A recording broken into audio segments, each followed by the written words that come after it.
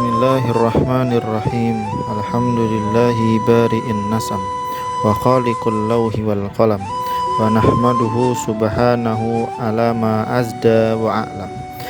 Ashhadu an la ilaha illallah wahdahu la syarikalah al-maliku a'azzu wa akram. Ashhadu anna muhammadar rasulullah al-hadi ila sabili aqwam sallallahu alaihi wasallam. Assalamualaikum warahmatullahi wabarakatuh. Sahabat rahimakumullah, dunia adalah tempat ujian bagi makhluk yang diciptakan Allah Subhanahu wa ta'ala. Dan ini memang harus kita ketahui bahwa dunia memang tempat untuk ujian. Dan kita sebagai makhluk Allah Subhanahu wa ta'ala sudah patut untuk diberikan ujian. Jika kita mendengar kata ujian, yang terbesit pada diri kita yaitu beban, susah, rumit, menyusahkan. Suatu tahapan bagi manusia yang harus dihadapi guna menjadi bekalnya di akhirat kelak. Ujian yang kita alami sudah pasti capek. Capek memang, tetapi capek itu hanya sebentar. Mengapa seperti itu? Karena dunia memang tempat untuk capek, tempat ujian. Maka tidak ada kata dunia tidak capek. Kalau tidak mau capek, maka pulanglah. Nanti kalau kita sudah pulang, semua capek akan hilang karena kita sudah pergi dari dunia yang penuh cobaan ini. Dalam ujian yang kita hadapi di dunia pasti sulit dan susah untuk kita selesaikan, susah untuk kita kerjakan. Tapi mengapa kita tidak melibatkan Allah Subhanahu wa ta'ala dalam menyelesaikannya? Katanya susah, katanya rumit, katanya beban. Padahal pemberi ujian adalah Allah Subhanahu wa ta'ala dan pemberi kemudahan adalah Allah Subhanahu wa ta'ala. Mengapa kita tidak melibatkannya? Terkadang manusia merasa hebat dan mampu untuk melakukannya, padahal sang pemberi kemudahan adalah Allah Subhanahu wa ta'ala. Ingatlah, sesungguhnya tiada yang paling hebat kecuali Allah Subhanahu wa ta'ala. Jika Allah Subhanahu wa ta'ala berkehendak, maka hal yang tidak mungkin akan menjadi mungkin. Badi'us samawati wal ardi wa idza qada amran fa innama yaqulu lahu kun fayakun. Segala hal yang ada di dunia ini tidak akan terjadi kecuali dengan kehendak Allah Subhanahu wa ta'ala. Maka jika kita meminta kemudahan dalam urusan, maka libatkanlah Allah Subhanahu wa ta'ala, sang pemberi kemudahan dan sang pemberi ujian. Ma wadda'aka rabbuka wa ma qala. Tuhanmu tidak akan pernah meninggalkanmu. Tuhanmu tidak akan pernah membiarkan hambanya, dan Tuhanmu tidak akan membiarkan hambanya dalam kesulitan. Maka kata Allah, saya janjikan yang lebih dahsyat. Maka sabarlah ketika mendapat cobaan.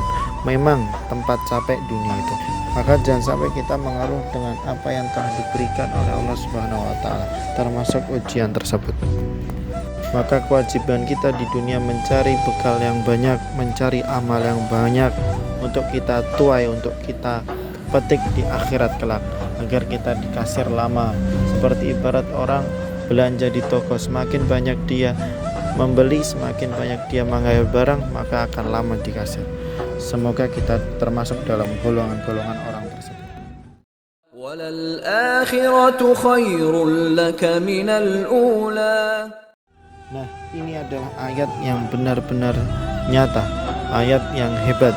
Yakinkan pada jiwamu, nanti saat kamu ke akhirat kelak, saat kamu sudah menghadap Allah Subhanahu wa ta'ala, suasananya akan lebih enak dibandingkan dengan sekarang. Maka sabar dan sabar.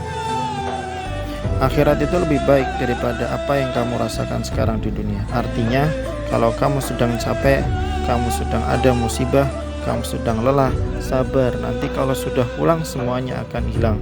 Memang dunia itu tempat capek, karena memang tempat beramal. Sholat di dunia, kerja di dunia, puasa di dunia, baca Quran juga di dunia. Kenapa kita kerjakan hal-hal tersebut? Supaya cari bekal, supaya kita mendapat amal untuk bekal kelak di akhirat.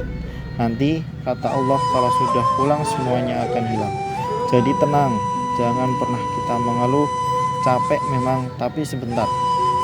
Enggak apa-apa, namanya juga dunia dan kita memilih untuk hidup, maka jalani dan nikmati saja.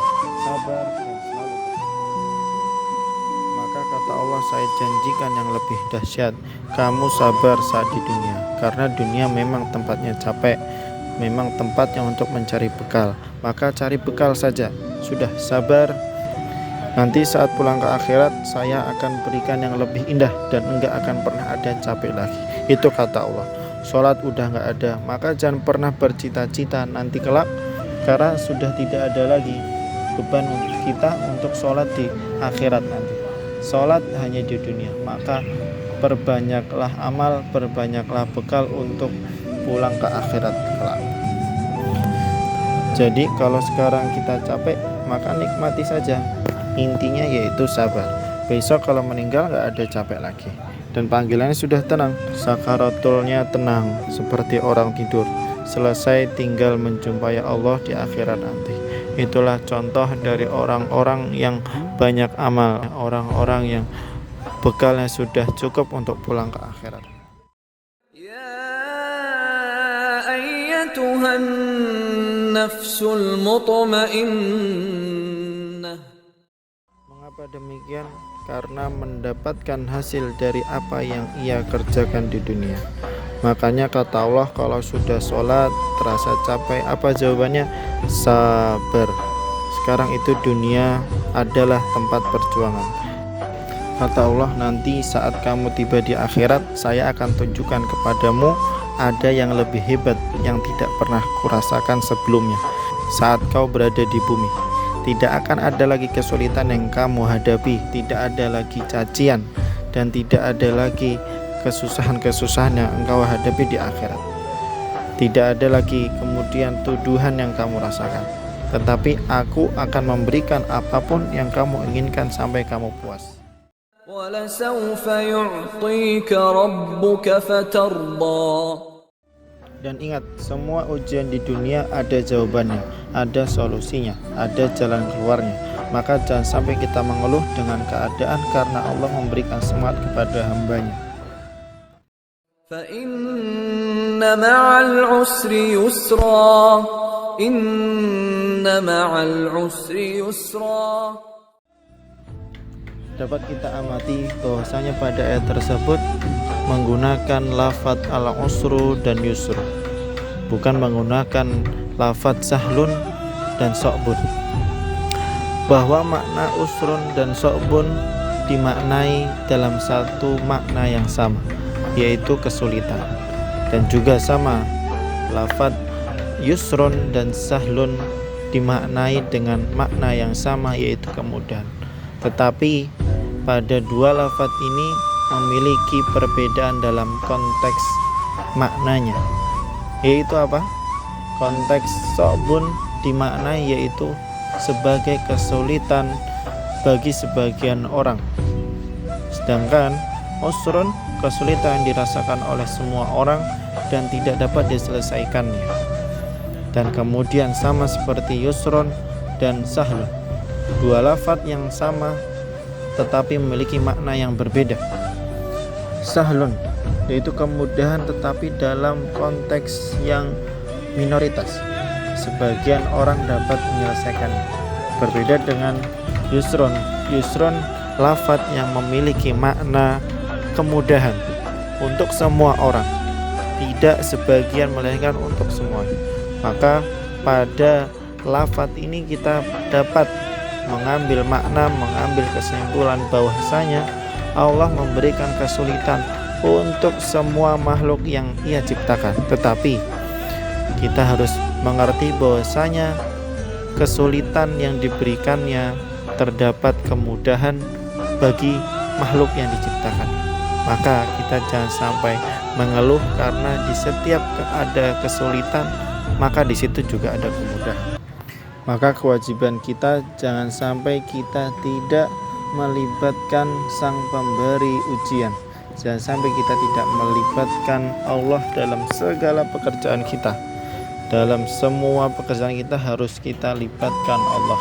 Dan terakhir, Semoga Allah menjadikan kita sebagai hamba-Nya yang selalu bersabar dan berat timbangannya di akhirat kelak, agar kita dapat menuai apa yang kita sudah lakukan di dunia.